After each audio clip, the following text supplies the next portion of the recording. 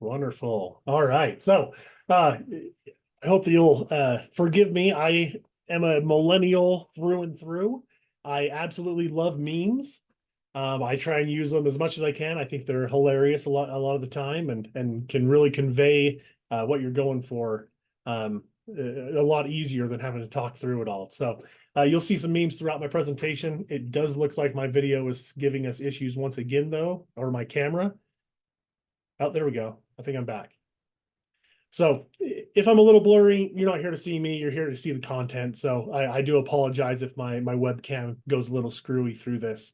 But I did say we're going to talk a lot about history today, and we're going to talk about materials. We're going to talk about constructability, and even into the nitty gritty. We're going to talk about failure mechanisms of pipe materials, not just polymers, not just polyethylene, PVC. We're going to talk about, kind of the history and where we see the future going with pipe materials that are currently in the ground, and what that's going to look like in the future. Because we really need to know that. We don't only need to know how these pipes perform today, but how are they going to perform in the future. So water pipes have been around for a very long time. 4000 BC, using open trenches, waterways, and then getting into lead pipe, wood, stave, cast iron pipe has been around for a very long time. Cast iron was actually a pretty good material. It didn't really corrode locally. It had corrosion across the entire surface of the pipe, so it actually corroded very uniformly, and so it took a lot longer to have corrosion issues with the old cast iron materials. Clay and asbestos cement. Asbestos cement was more of a newer material because of the war efforts during World War II. A lot of the metallics were going overseas and in the military effort. And so asbestos cement came out really heavily in the 40s and 50s and 60s as a water pipe material. And it kind of fell out of favor for obvious reasons that we're all very aware of today. And then we moved into, the ductile iron, which, they claim they've been around for a long time, but ductile iron is considered a very new material. Really, it's been around since the 1960s. So then you have concrete materials, and then present day, PVC, high density polyethylene, even getting into other new plastics like polyamides, and now composite pipes. So definitely a lot of new materials out there that we'll discuss today. So a good picture, side by side, yesterday versus today, looking at some of these older concrete pipes on the left. And then this is a dual 42-inch sewer force main project that was actually done up in Salt Lake City here in Utah. So a little bit of a before and after, if you will, to be able to see the real differences in constructability today versus the old days. So a little bit more history now just on the plastic side. So I personally take it as a personal attack whenever we go out to these trade shows and we're working the booth and people come up to us and they say, "Oh, hey, you're polyethylene. You're that new pipe material I've been hearing about." And while it's good to be the new kid on the block in some aspects, it's also a dagger to my heart that, these guys are thinking that we're new. We've been around for a very long time. They just probably haven't seen us in the water and sewer market. We're not a predominant player. We're definitely getting bigger, especially on the trenchless side. We're the number one trenchlessly installed material for water and sewer systems. But we came out about the same time as PVC. And at that time, we both chased different markets. PVC chased after water and sewer because they had a bell and spigot pipe. Polyethylene pipe has been fusible since day one. It's always been a weldable product. And so we chased the oil and gas market because we were chasing after welded steel pipe. That was the market that we would go after because we had a fusible product. And again, PVC had a bell and spigot product. And over the last 50, 60 years, both of our materials have come to completely own those markets. So if you look at natural gas distribution or even oil and gas gathering, HDPE pipe is the predominant player, well into the 90% market share of oil and gas industry. PVC, on the other hand, chased the water and sewer market. And over the last 50 to 60 years, they now dominate that market. They're now well into the 60 to 70% range of all new water and sewer pipe going into the ground today. So again, both materials, we've been around about the same amount of time. We both got our American Waterworks Association standards within about a year of each other. So we've been around a long time together. We just chase different markets. But now polyethylene is getting more into the water and sewer side because we feel that we have a very good product to be able to help with a lot of the issues that we're seeing today that are typical failure mechanisms in the water and sewer industry. And we're going to talk about that today.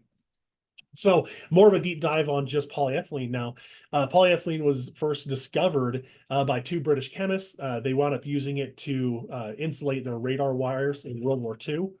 In 1939, Chevron Phillips was looking for a way to reduce engine pinging in their fuel additives, and they came up with a polyethylene and a way to mass produce it. And then in 1953, the invention of high density polyethylene, which is more specific to what we're using today for pipe materials. And the first, publicly available pipe, if you will, was actually the hula hoop. So that was the first pipe that was available out there. Hello. Oh, I'm great. How are you? I would say, Dan, if you don't mind muting your, you already did though. We're good. All right. So back to innovation though. So polyethylene, even though we have been around for 50 years, it is not the same material 50 years ago. It has had great increases in both tensile strength and slow crack growth resistance over the years. So this is a much better material today that we're using. The most current material is PE 4710. You can actually see that on the very bottom of this slide. Considered a bimodal material, and it is the top of the top for high pressure ratings and everything today. Some of the ways that we install pipe, as you showed earlier, and it changed significantly. And then this innovation really helps drive, especially in the trenchless market. We confuse that long run up in advance of installing longer runs of productivity. So the innovation within the HDPE market, especially in the past 10 years with new fittings and new appurtenances and things that we can get to, is always excited me some, just since we can install so much more, so much quicker, and subsequently reducing cost and social impacts and traffic impacts and other things like that. So looks like we're having some latency things with your camera. Are you ready to keep going, or you want me to do it for you, Dusty? Nope, I'm good. I really wanted to get that camera working again, so I gave it one last shot. One thing we could do is I could run the presentation for you, and it'd be less upload if you want to try that. I do wonder if that would be the better choice here. I wonder if that's what's giving me my issue. So I'm going to go ahead and stop sharing if you don't mind, and you can pick up here.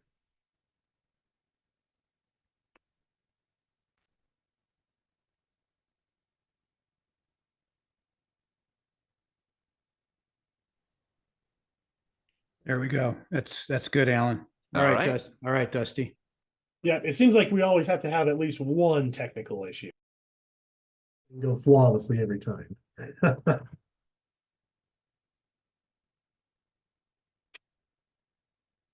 All right, Dusty, you there? Yeah, I sure am. Okay. That was my last hurrah. All right, here we go. So next slide, please. All right, so with polyethylene being a fusible product, it came to the point of, hey, how do we consistently fuse this pipe together? And they reached out to a company called McElroy to be able to figure that out. And with McElroy, we've been able to come up with great equipment, great machinery. You see some of the very early on fusion machines here in these pictures.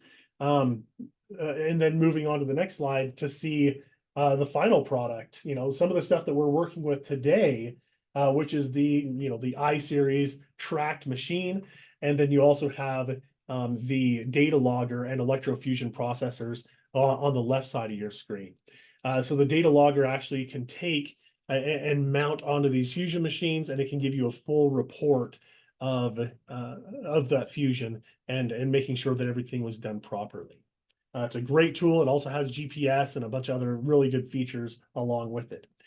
Similar machines are used for fusible PVC. There has been some innovation in PVC, some that I'm very curious to see kind of how they go. CPVC, obviously, for indoor plumbing has been around for quite a while now. One that we hear, in the trade shows every once in a while is the PVC-O, the oriented PVC. There's not a lot of information out there right now about it. I don't believe anybody's actually making that here in North America yet. I believe it's still coming out of Asia, but it's a very interesting material that we're keeping an eye on. And then one of the more recent ones would be fusible PVC. And we'll talk a little bit about fusible PVC today as well. But really, let's talk about material properties. What is the difference between a polyethylene and a PVC? Well, first off, both are polymers. They're both plastic materials, which means that they don't corrode. You're not going to get tuberculation. You're not going to get interior wall buildup, and you're not going to get corrosion in the pipe. So that's a huge benefit to using HDPE and PVC is, again, no corrosion issues. Thermoplastic means that it can be melted down several times and reformed or reshaped, made into either a new pipe or a fitting, or in this case that you just saw the video on, this is the reason it's a butt fusible product. This can be heat welded is because you can melt it down and it'll cool and take on the new shape that you have put it into. So this is very, very one of the best benefits of polyethylene is you can do this over and over again. We have a lot of companies that use HDPE pipe for dewatering or for temporary bypass, where they'll fuse a length of pipe in line, use it for months, years, however long they need above ground, out in the sun. And when they're done, they'll cut it right back at the fusion and they'll put it on a truck and put it back in their storage yard. And that'll stay in the storage yard until they need to bring it back out and do another dewatering project. So there's a lot of companies out there that use it for that application. Temperature ranges, HDPE pipe is a ductile pipe material, even at very cold temperatures. So even all the way down to negative 130 degrees, HDPE pipe is still a flexible material. It doesn't actually go into its glass transition state until, again, below negative 130. PVC, being an amorphous material, actually acts in its glass state all the way up to about 90 degrees Fahrenheit. So that's one big difference between polyethylene and PVC is its flexibility. Go next slide. And actually, here's a great demonstration of flexibility. This is a bucket drop test. We did this at McElroy several years ago now. I'd love to update this and do a drop on ductile iron as well. But we're going to do 7-inch pipe length. All these are 4-inch diameter pipes. First, we did a cast iron. Those that aren't familiar with cast iron, fairly brittle, cracks very easily. I always like to point out this is actually a DR14 PVC. So that's a substantially thick piece of PVC. And then I also like to point out that we get that this polyethylene piece actually had a butt fusion in the middle of it. So not only was that a piece of pipe, it was actually a fusion as well. So we just got a question for a point of clarity, Dusty. In your previous statement, you had said for above ground use, you keep it out of the sunlight. That's just to make sure you're handling some thermal expansion to the pipe, but the 2% carbon black within the pipe included in the resin extrusion process gives it ultimate life UV radiation protection. So yes, it's perfectly fine above ground for the duration of the use. Yeah, and sorry if I misspoke on that. Yeah, what I meant when I was saying we were doing dewatering or bypass, the pipe can stay above ground for the entire life of the pipe. It actually has the same UV stability above or below ground. And actually, that's the next slides we're getting into. So HDPE pipe uses a carbon additive at 2% concentration. And this gives it, again, outdoor exposure allowance. It's the only pipe material out there. So black high density polyethylene is the only pipe material out there that can be installed above ground. This makes it very, very commonly used. Oil and gas gathering, where they leave it above ground. Mining, very, very common for mining. And then obviously the dewatering and bypass as well. So HDPE pipe and PVC, you would think, well, why aren't other plastics using a carbon black additive? And that's because it would actually create too much heat in other products. A hot polyethylene pipe in the middle of the summer, let's say in West Texas, can easily reach 140 degrees Fahrenheit in direct sunlight. If you were to use carbon black and other pipe materials, you could actually get, permanent deformation of that pipe from too high of temperature. So that's why polyethylene can use it, but PVC and some of the others, it's not really a possibility to use. Go ahead, next slide. And so PVC doesn't really have an outdoor recommendation. They really don't say to keep it outdoor very long. I've seen some reports saying that 1 year outdoor storage is okay. But everybody sees these kind of pipe yards, in your local city. I live in a little town called Enoch, Utah. And here in Enoch, this is our local municipal pipe yard out behind the building. And, I see this kind of stuff all over the country of just, leftover PVC from projects, and they keep it in the backyard, hopefully never to use it. Because when you do have this kind of UV degradation, you do start getting some pretty bad impact resistance performance. But a lot of people, this is pretty common again across the country, seeing this kind of stuff. So Dusty, with our pipe, the black pipe has, as long as the life of the pipe is, it's good outdoors in the presence of sunlight. But Houston, which does 120,000 lineal feet a month of polyethylene pipe, Dustin, they use gray pipe. How long does that gray HDPE last in the presence of sunlight? No, that's a great question, because I actually even have some pipe here behind me, this yellow stuff, very similar. It's still a polyethylene, but it's not a carbon black protected polyethylene. So any of the colored pipe, yellow, gray for sewer, and then all the polyethylene conduit colors, they have a 3-year UV stability. So you can have those outside stored for 3 years with no degradation of the pipe. So any kind of color, blue, yellow, gray, that's going to be 3 years. If it's black, it's a life of the pipe. It's indefinite. So HDPE pipe, again, has been fusible since day one. It's inherently always been a fusible product. And because of that, we have all the ASTM standards to be able to fuse it and then to test those fusions. So the standard to fuse pipe 2 is ASTM F2620. And then for testing it, there's lots of different options out there for how you test these pipes. And so the reason I bring that up, if you want to get into like a fusible PVC side, that's a proprietary process, and there's not any ASTM standards out there telling, Joe Contractor how to fuse that pipe. Go ahead, next slide.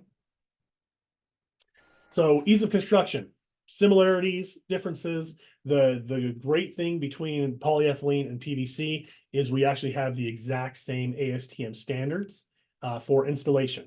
So whether it's pressure pipe, whether it's sewer pipe, we actually use the exact same ASTM installation standards. All of that information is now being brought down through the American Waterworks Association standards. So for polyethylene pipe, we have M55. You can go next slide, please. We have M55 for polyethylene, and then you have M23 for PVC. And both of those standards have those updated ASTM standards being brought down through them today. And so for flexible pipes, again, polyethylene, PVC, even ductile iron is considered a flexible pipe. And then you have rigid pipe burial design, which is going to be your concretes, your clay, and AC pipe. Absolutely. So a while back, Dusty, we did this presentation specifically to open cut, which we find over 50% of the installs are open cut. And it was certainly eye-opening to think about DIP, PVC, and HDPE being all flexible in the fact that they form a pipe and soil stiffness together to be able to distribute that load to the soil from the top of the loading. So the viscoelastic behavior is unique to HDPE. It gives us characteristics of creep and stress relaxation. So creep is if we overstress that pipe for a definitive time period, we'll get some deformation. There's yield limits. We'll discolor the pipe, like everybody can recognize that for a hula hoop. At some point in time, you've discolored the hula hoop, and you know that you've gone beyond yield. The 4710 products and everything we use for municipal water, wastewater, definitely a different product. If someone out there wants wants to hula hoop with a 12-inch 4710, let's take a look at it. Maybe that's King Kong style. But stress relaxation is going to be simply after we've loaded the pipe, so we could put it through its allowable bending radius, and we just allow it to relax, then it becomes a happy pipe. And that behavior is very much unique to HDPE. Pete? Alan, we just had a good question about, hey, does that bucket hurt the polyethylene? It kind of looks like that guy's banging it into that trench. What are the rules? And is that a safe trench, Alan? So I always like to show this video because it actually is. In this trench, they have a bedding, which gives us the bottom of the trench characteristic that we need in order to be able to provide a soft spot for that pipe to go in. They will be compacting material on this, not in this video, but in a later one that we took by not having anyone in that excavation in that trench. Now we're making it safer for the employees working on it and also more productive in that manner. But here you will simply backfill on top of that pipe, compact that backfill. It's not in an H20 loading area, so native backfill is perfectly fine, as well as in H20 loading areas as well. Just for comparison's sake, an H20 box truck loading, so the Penske with 10,000 pounds of gear at 8 feet depth would exhibit less than 1 PSI on the exterior of the pipe, in which case we're starting to diffuse those loads pretty incredibly through that. And we've got tables in that M55 that'll show you here some pretty safe limits here. Pete, go ahead and opine. Yeah, so I do think, Alan, though, a best practice for that guy would be to use a synthetic sling to lay it in. It'd be hard for him by himself to move that pipe and lay it in with a sling. But do you consider what we just showed to be a best practice?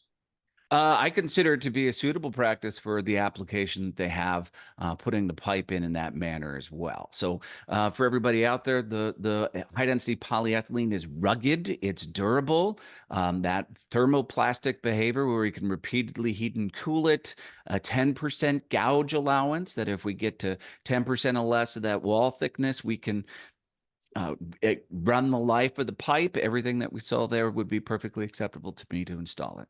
Dusty, you ready to pick back up? Yeah. One other thing I do like to point out on that bucket drop test is after inspecting the pipe was actually fine. If you did have any stress whitening, like Alan talked about earlier, from the pipe being squeezed too far, that would definitely be reason to remove that section of pipe and replace it with a spool piece or some kind of a repair fitting.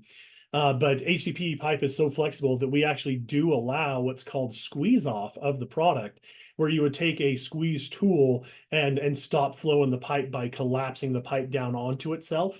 And so by dropping a bucket on it, that's a very quick impact, but it is an allowed impact as long as you're not damaging it with some kind of a sharp protrusion and really damaging that pipe wall past that 10% allowance, like Alan said. So it is allowed, but just make sure you're inspecting your pipe if you did have something, a piece of heavy equipment, for example, drive over the top of it or something like that. More of an example on laying sections of pipe, the longer lengths that you can be dealing with, the more efficient you're going to be. And the price of the installation comes down drastically when you start welding together, these, even possibly several thousand of feet of pipe into a pipe string and then installing them into a trench at once. This is back to that Salt Lake City project where they were putting in, on average, about 400 to 500 foot pipe lengths at a time. Yep, that's that paradigm shift we like to talk about, Dusty, when the contractor just rents more shoring and trenching equipment and can recognize the value of installing 500 to 1,000 foot runs, then they're simply not in front of the residents and customers anywhere near as long. We had a question about what drives the maximum cover depth in this table of a DR7 to DR21, minimum depth of cover for 3 foot, minimum depth of cover without H20 loading for 2 feet. This is a no calculations necessary table. I'm sorry, I didn't clarify that earlier. If your design window is within these parameters, You don't have to calculate anything with regard to the installation depths. Now, HDPE can be installed in much greater depths than these itself. You just have to run through that calculation as we go through. Sorry, thanks for clarification out there in the question world. We're getting a lot of That is a questions rolling in fantastic now. question. Thank you very much, Alan, for that. And there's definitely no high side limit on this. You know, we put 25 feet in that table, but HDPE pipe is consistently buried in mines and buried in landfills, several hundred feet deep. And then you can actually say that the deeper you get, the less forces that are actually exerted on that pipe, because the whole soil column at that point is taking the load. But if you want to get into deep burial, please reach out to us. We have great resources. The Plastic Pipe Institute has some great manuals on that. Next slide, please.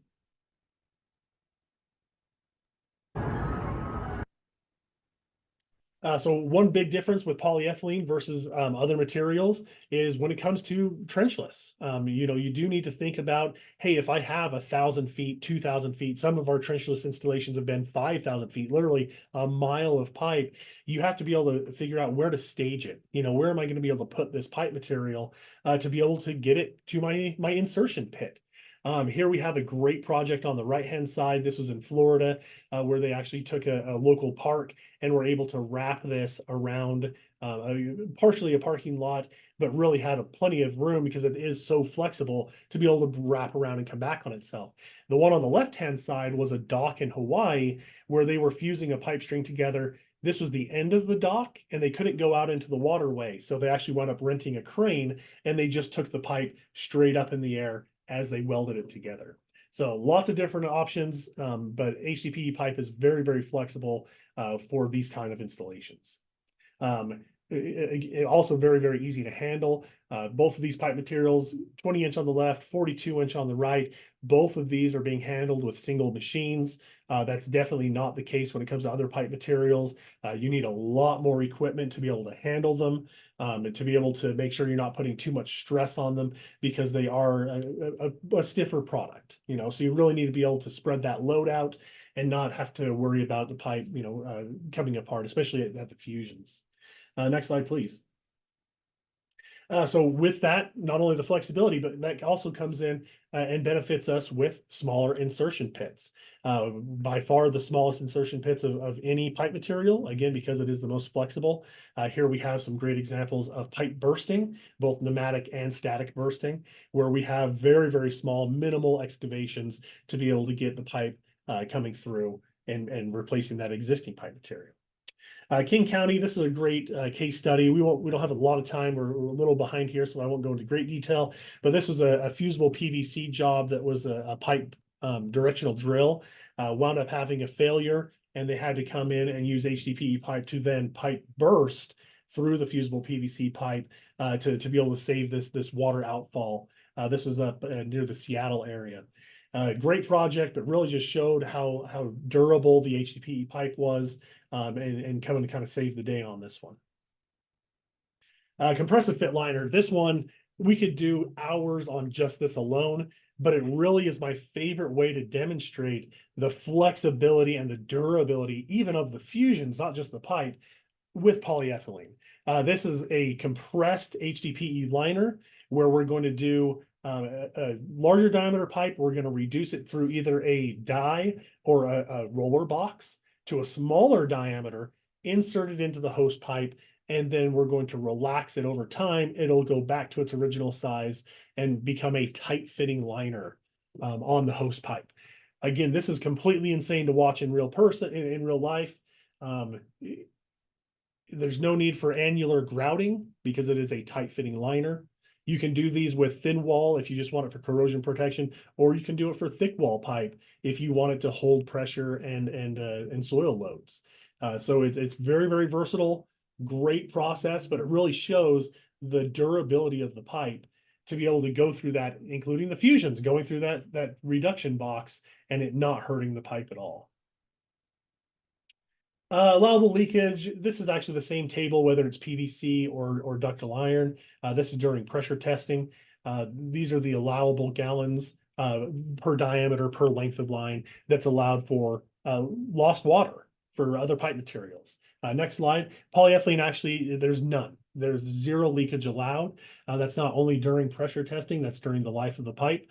If you have leakage in a polyethylene pipe, that is a failed system.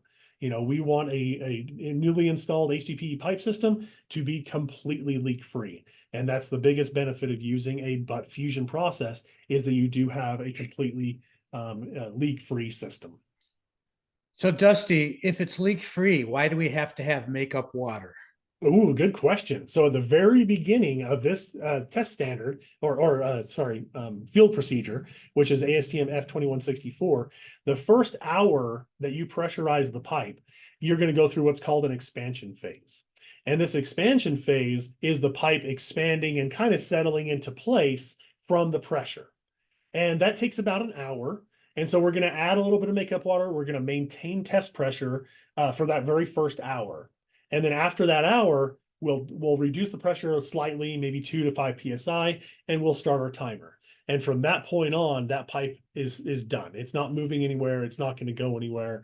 It's already expanded. And we're talking, again, slight. We're talking thousandths of an inch in diameter expansion. But over a large pipeline, that is enough to reduce the pressure if not taken into account. So we have an expansion phase, again, for that first hour. And then after that hour, it goes to test phase. And after that, there's no makeup water. There's no pressure loss at all. Next slide, please. So now let's get into failure mechanisms. This is where I personally love getting into the history side, but also kind of looking to the future. What are we starting to see in municipalities today? What are we going to see in the future for failed piping? Because it's a huge tax and a huge burden on our local municipalities to be able to have to fix all these pipelines. And so existing pipelines versus, what in the future could we possibly be dealing with? So go ahead to the next one. So going back to the history side, cast iron has been around for a very, very long time. And you can notice here, there's not really a ton of corrosion issues. This is more of a circular fracture, and that came from overloading the pipe. So if you had a cast iron pipe in the ground, you came and you built a building on it, or you put a road on it, it was overloaded, you would get a circumferential crack or fracture in the pipe.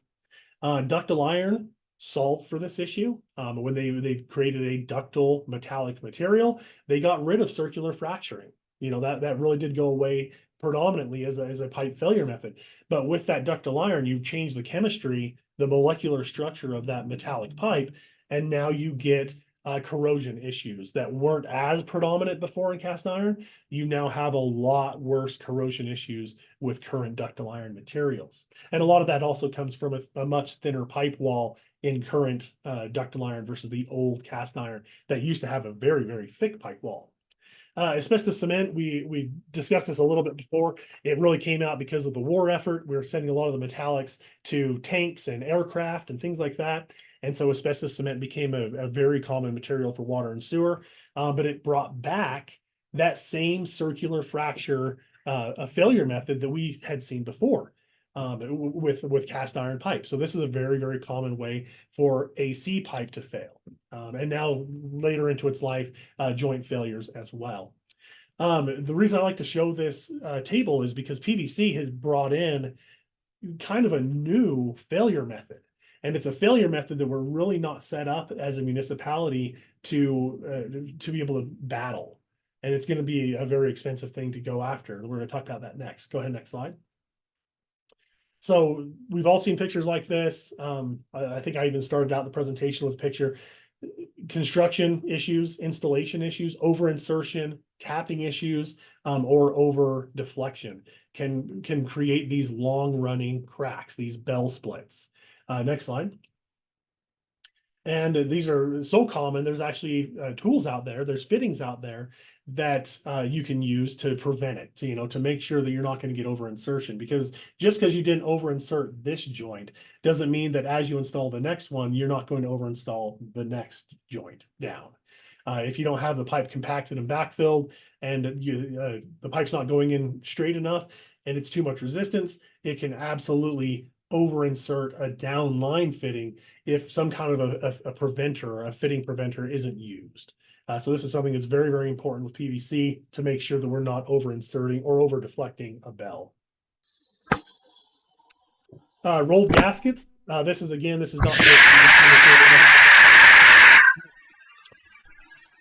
That was rough. This is a rolled gasket on a PVC system, but any bell and spigot joint product is susceptible to this. If you get a improperly installed gasket or joint, you can get these severe leakages. And this was a camera inspection of the pipeline after it was installed. My apologies to everyone out there. That was a whole lot louder than I thought it would have been. That's okay, Alan. We forgive you. Next slide, please, though. And so this actually gets into a really big part of proper installation methods for PVC and ductile iron to make sure that we're installing it straight, we're installing it with the proper lube, the proper lubrication to make sure we're not going to damage these joints or have potential damage in the future. Next slide, please. So the way that polyethylene has been able to get away from any of those styles or types of failures is by using butt fusion. This is really, it's a foolproof way of being able to install HDPE pipe and have a leak-free joint with no gaskets. So with that fusion, there's 3 parts of this that we really like to drive home. There's going to be first your training. We want to have a trained fusion operator. There are all the standards out there that exist today. You can go in, anybody can read those standards, anybody can be trained on this process. Whenever you buy the pipe from a distributor, most distributors offer training. And then you have the process. What is the actual procedure we're using to join that pipe? What's the equipment we're using to join that pipe? And then you have final verification. This is going to be testing. This is going to be data logging. And this is kind of our fusion pyramid, if you will, to make sure that we're guaranteeing a properly done fusion in the field. Okay, Dusty. I wanted to take a segue here because we've had some great questions on failure of HDPE. And then this kind of sets us up for addressing some of the most common failures, which is poor training conditions. Electrofusion takes a little bit more work to try to prep the pipe from the actual operator standpoint than a butt fusion machine, which will handle a lot of it. We want to make sure we get back down to virgin resin material. So we're looking for pure HDPE with no contaminants in there to give that good fusion. A lot of the macro equipment we talked about is set up to do that fairly easily, and so is the processes it's been developing for electrofusion. Some of the earlier failures of HDPE, from what we've seen in the Southwest, when we had higher temperatures and then also higher chlorine concentrations than what was permissible by EPA limits for distribution system, led to pinhole leaks in service line connections. So a lot of the development of what the industry has done is to move to a much thicker service line wall, so you can only get services in DR9 at that time now, and then also started to move to what's called a CC3 chlorine rating, which is a higher chlorine resistance. We've also had questions about clarity between chlorine gas, chlorine dioxide as a gas, and then liquid bleach or free chlorine for use within disinfection in the system. And I want to clarify there's 2 types of disinfection. Primary disinfection, which is what's primarily consumed at the water treatment plant to get rid of all the nasties that may very well otherwise be in the water when we get there. And then secondary disinfection, which goes out into the system. So chlorine gas, as it's created, or chlorine dioxide, is something that is created at a water treatment plant. It's a high oxidizer. In some places, it could be lethal in that manner. And then also that is consumed rapidly at the primary disinfection. It is not recommended to use chlorine dioxide with high-density polyethylene as a secondary disinfection because of the strength of the oxidizer. Now, a disinfectant is meant to simply release electrons, and it's going to do that regardless. So that the whole purpose of an oxidizer is to do just that. And the industry has innovated through its development of resin to be able to try to address some of those things. And here's a good example of the machine doing the heavy lifting for you, Dusty, and then I'll turn it right back over to you. All right? Absolutely. Yeah. So this is actually called the Poly Horse. and it's going to be a table that you load pipe onto that can then load into the fusion machine, and eliminates a lot of heavy equipment moving around and moving pipes back and forth. Peter. Yeah, I'd like to add a little color to that. If you go back one slide to that triangle, you know, Dusty, a lot of people in the PVC side of the world give us a hard time for the fact that we have to have training, and that the way we put our pipe together versus the way they put their pipe together is so much more complicated. You know, we have to have a fusion machine, whereas they teach the guy how to put the bell and spigot together in the trench. That is totally true. But what we end up with, Dusty, on the polyethylene side is a joint that's actually stronger than the pipe itself. They say it's as strong, if not stronger. But Dusty, it's stronger than the pipe itself. And we end up with a well over 100-year joint. And as we all know, one of the most common failure mechanisms of legacy systems, Dusty, is failure at the joint for whatever reason.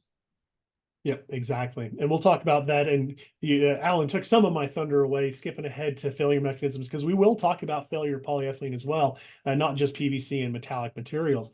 But Alan did hit it right on the head. Predominantly, the failure method for polyethylene has been pinhole leaks. Some of those can be from chlorine attack, but also just in general slow crack growth in the pipes. And so that was our failure mechanism for a long, long time. And that is evaluated in testing using what's called the PENT test. It's a Pennsylvania notch test.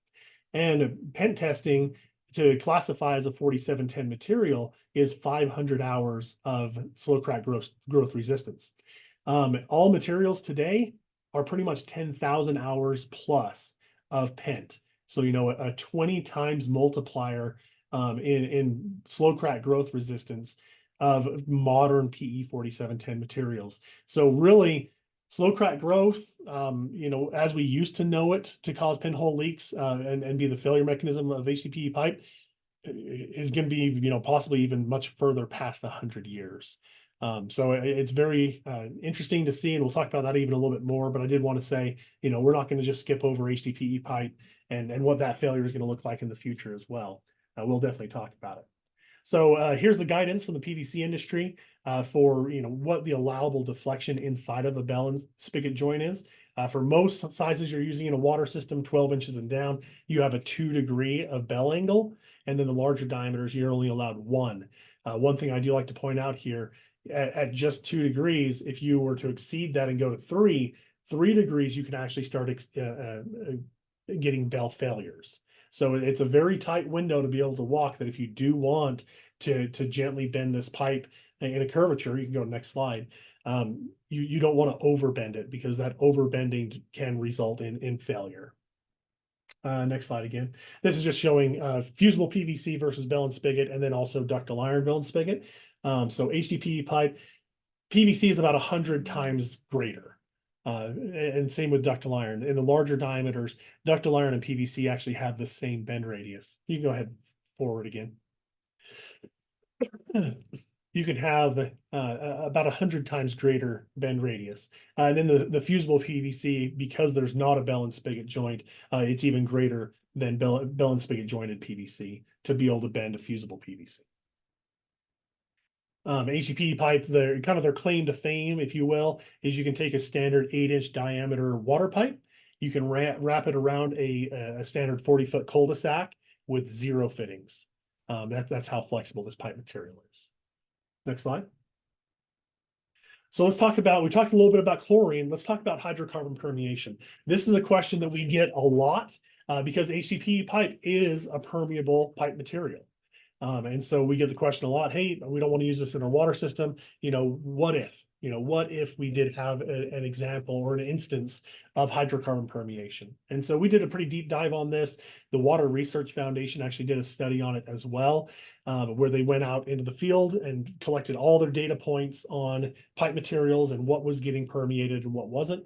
And actually all the reports showed permeation through gasketed joints of PVC and ductile iron. So they didn't come across anything with polyethylene that was a pipe permeation. They only came across bell and spigot jointed permeation issues.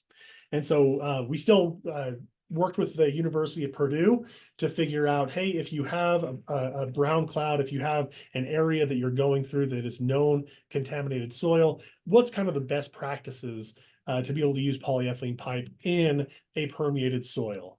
And obviously the best answer to that is to just remove the soil if possible and bring in clean import. That's the best way to do it right off the bat. If you have a directional drill, for example, and you're going through that area, you're going to be using what's called a dual containment pipe. That's actually an HDPE pipe inside of another HDPE pipe. And that's going to make sure that if you do get any contamination, any permeation, it'll soak into the outside layer of polyethylene, leaving that inside pipe completely hydrocarbon free.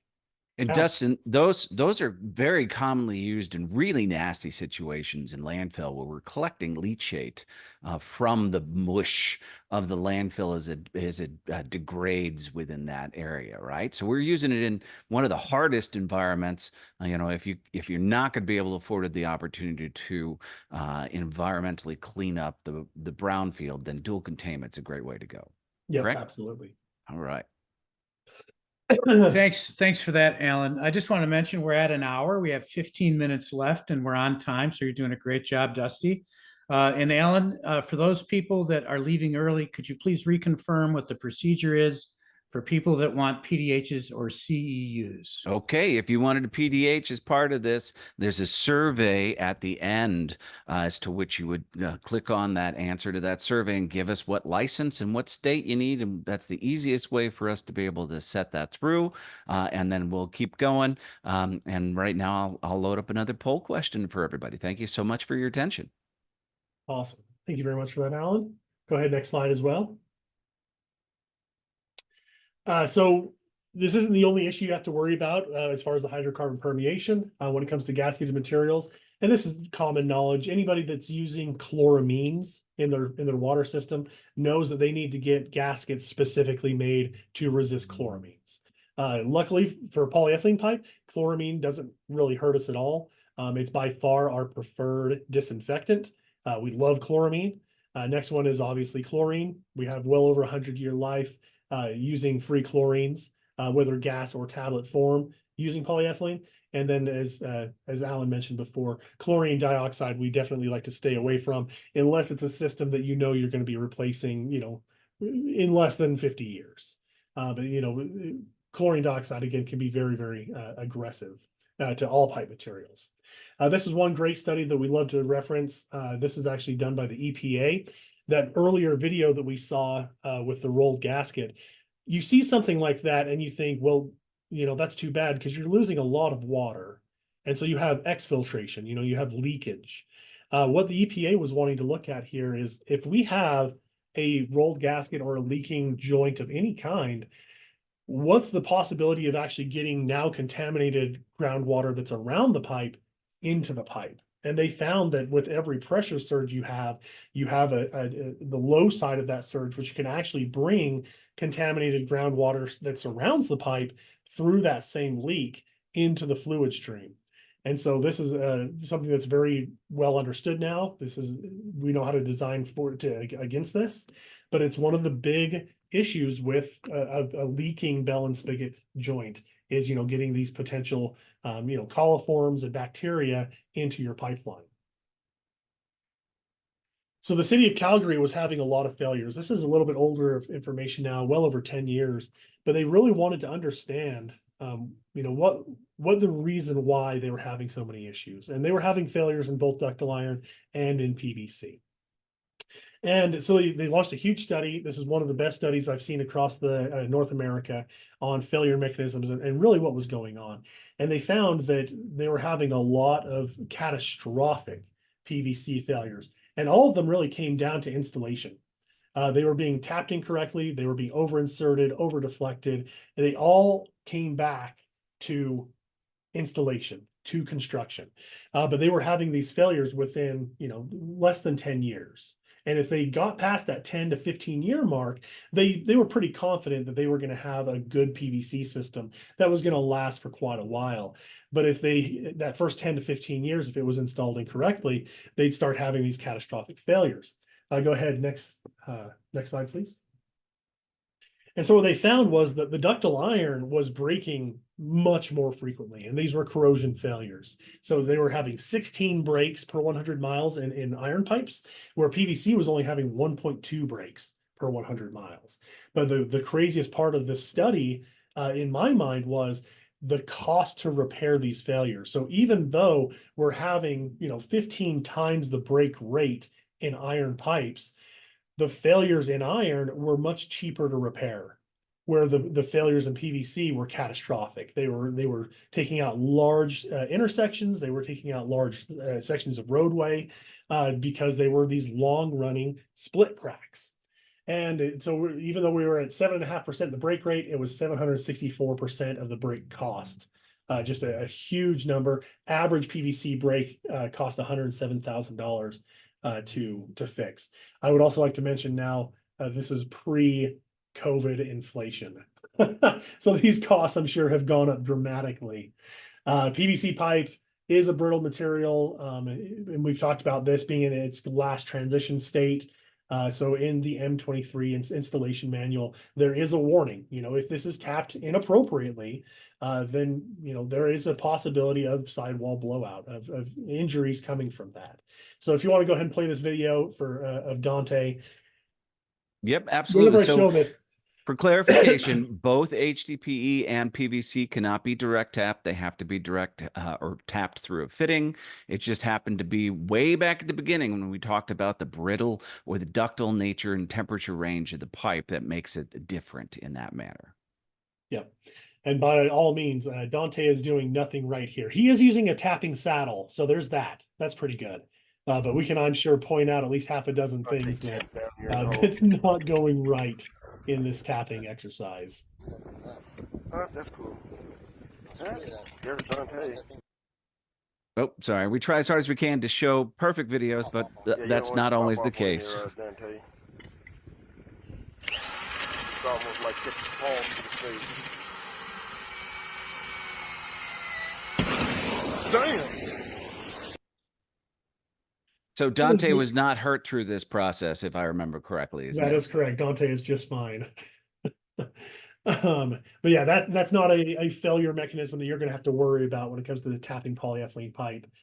You will be using a tapping saddle or an electrofusion saddle, but you're definitely not going to have to ever worry about sidewall blowout. Go ahead, next slide. Let's talk about industry standards now.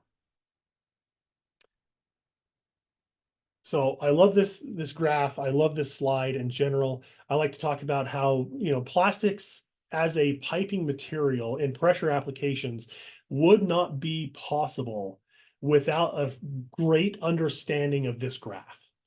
If you were to take a plastic material, again, any plastic, and design it like you were designing a metallic, you would have early failures. If you just took it, hey, the tensile strength is X, we're going to divide that by 2, and we're just going to throw it in pressure. You're not understanding that plastics pressure resistance is based off of time. It is time dependent. And so this graph is going to give us our stress resistance over time. And it doesn't matter, again, if this is polyethylene, if this is PVC, if this is polyamides, nylon pipe, all plastic pipe materials have to go through this process. And we need to know backwards and forwards how that pipe is going to react over time to the pressures it's going to be under. And so this is a great graph. This is actually data that's housed within the Plastic Pipe Institute through their TR4 listings. If you have a pressure pipe that you want to sell into public, you have to have this data. Both the resin manufacturers and the pipe manufacturers, we need to know this information before we are allowed to sell you pressure pipe for your water system. So this is a great graph. You ever want to go on a deep dive on this? PPI actually teaches classes on the process, or you can reach out to your local pipe rep and they can go through it with you. HDPE pipe is not like other pipe materials when it comes to surge.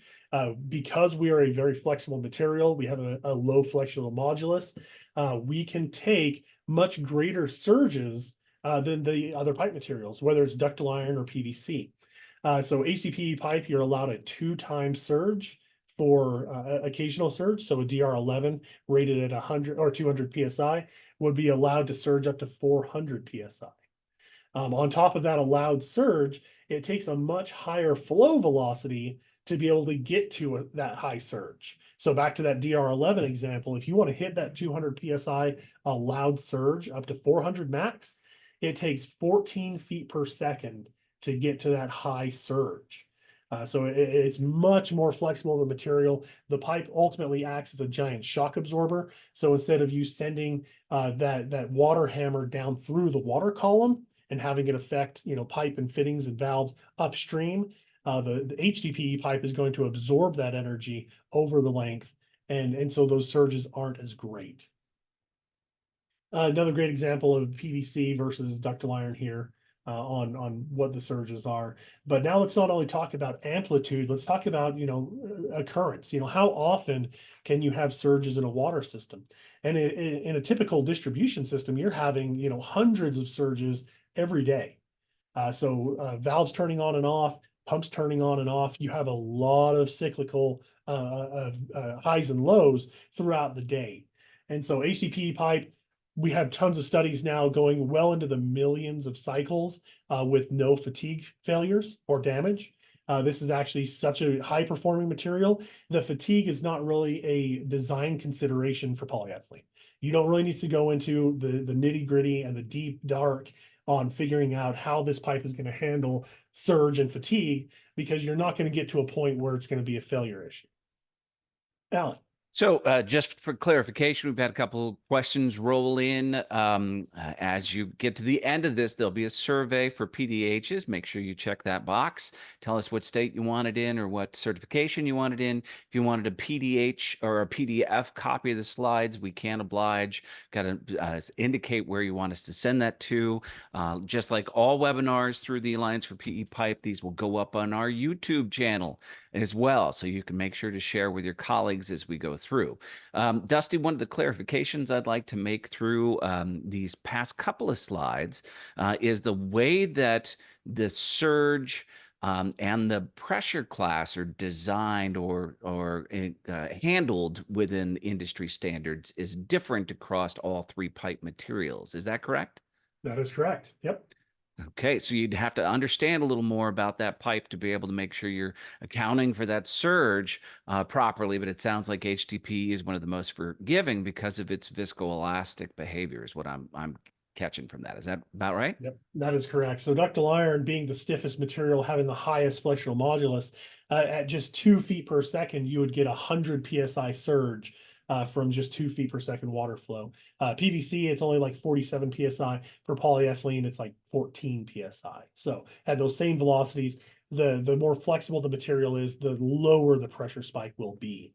PVC, we understand PVC failure and fatigue very, very well. This is absolutely a design consideration for PVC.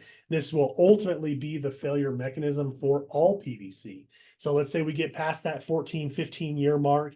It was installed correctly. We're not going to have those early on failures from over insertion, over deflection, or tapping issues. The ultimate failure mechanism for PVC will be fatigue cracking. And again, this is where we aren't really ramped up at municipalities to be able to fix these styles of failures. We're used to corrosion failures. We're used to circular failures. You go put a band clamp on it, you're back up and running. Where a fatigue failure, a long axial running crack, is going to take out a section of pipe that requires a lot more replacement, a lot more maintenance costs. Next slide. HDPE pipe. One of my favorite studies here for cyclic fatigue is going to be the University of Texas Arlington, where they took a pipe to 10 million cycles, and it was actually full 2 times pressure rating. A DR17 pipe rated at 125, took it up to 250 PSI 10 million times. And my favorite part of that is actually after they took it off test with no failures, that the pipe still tested as a brand new pipe. Met all of the testing requirements as new. Here's a great example of what HDPE pipe does do when it bursts. Being such a flexible material, it actually expands and has a fish mouth or localized burst. This is going to take very, very high pressures to do, about 4 times the pressure rating. So that same DR11 rated at 200 PSI, it's going to take 800 PSI to actually burst that pipe. But when you do have that failure, again, it's a localized failure. You're not needing to replace a large portion of pipe. Go ahead, next slide. So one of the things that I do like to talk about, back to the history side and the standard side, HDPE pipe, we've been doing it the same way for a long time as far as our standards go. The way we design for surge, the way that we design our pressure classes, we've really had one trick. Like, we've done one thing the whole time. PVC, on the other hand, they've kind of changed things over the years. And so it's just really important to know the history and kind of where the onus goes on designing for fatigue and surge, because it's really on the utility, it's on the designer to make sure they're using their PVC correctly. And so in 1986, PVC industry changed their C905 standard. They increased the pressure ratings overnight. They didn't come up with a new material or anything like that. They just said, hey, these are the bigger pipe sizes.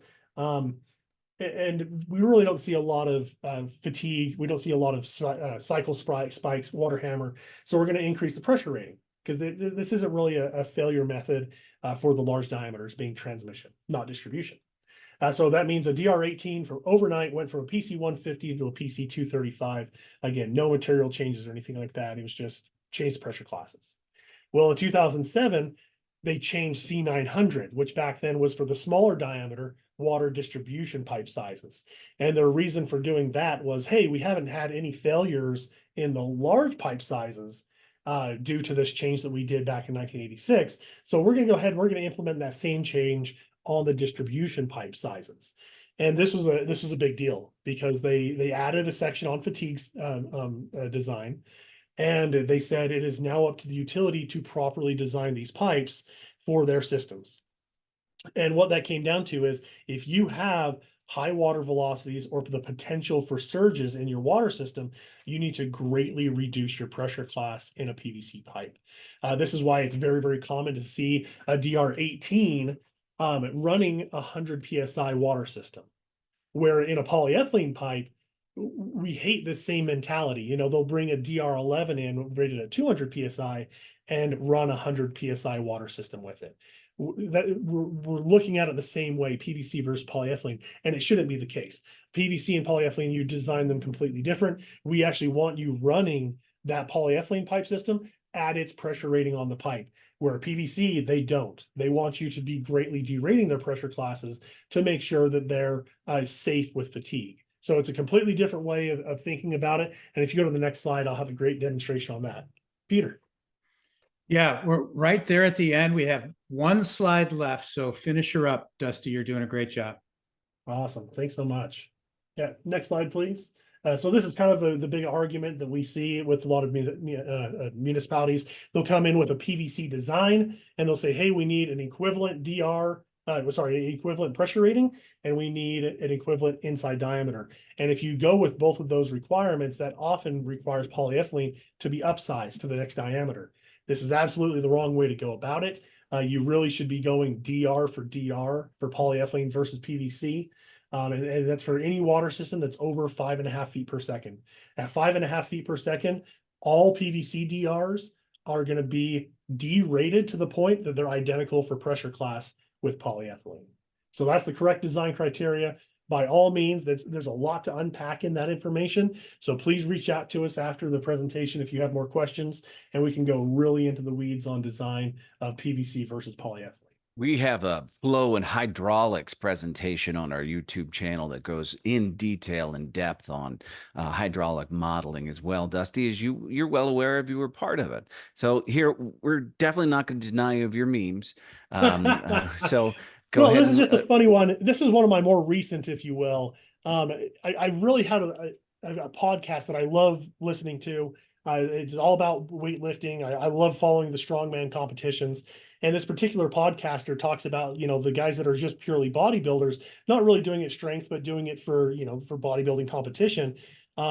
He calls them big for nothings, because, they're not actually, competing for weightlifting. They're competing for looks.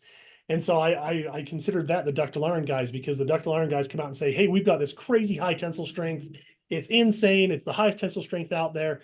And I'm like, well, what's the purpose? What do you need all that tensile strength for? Polyethylene, we're the well-balanced gymnast, if you will. We have a 3,500 PSI tensile strength, and it's more than adequate for all water systems across North America. And so they can come out with their, their big tensile strength numbers, but they're big for nothing. It's not really benefiting us in any way. And then the PVC guys, I always like to joke, they're the guys that skip leg day. They've got a higher tensile strength than us, but they really don't have any flexibility. They don't have the ductility that polyethylene has. So polyethylene, we're the Olympic gymnast, if you will, perfectly balanced, strong enough for what needs to be done. And it was the perfect meme to sum up the day, in my opinion. Well done, Dusty Langston. All right, with that, we want to thank Modern Polymer, Taylor Holiday. Great job. Thank you for sponsoring this program today and keeping everybody interested throughout the deck. Great job, Dustin Langston and Alan Ambler, as always. And also to our bench, we handled just about 50 questions today. Great job. See you on the road. Fill out that survey, and you can get your CEUs and PDHs. And with that, we will sign off. See you on the road.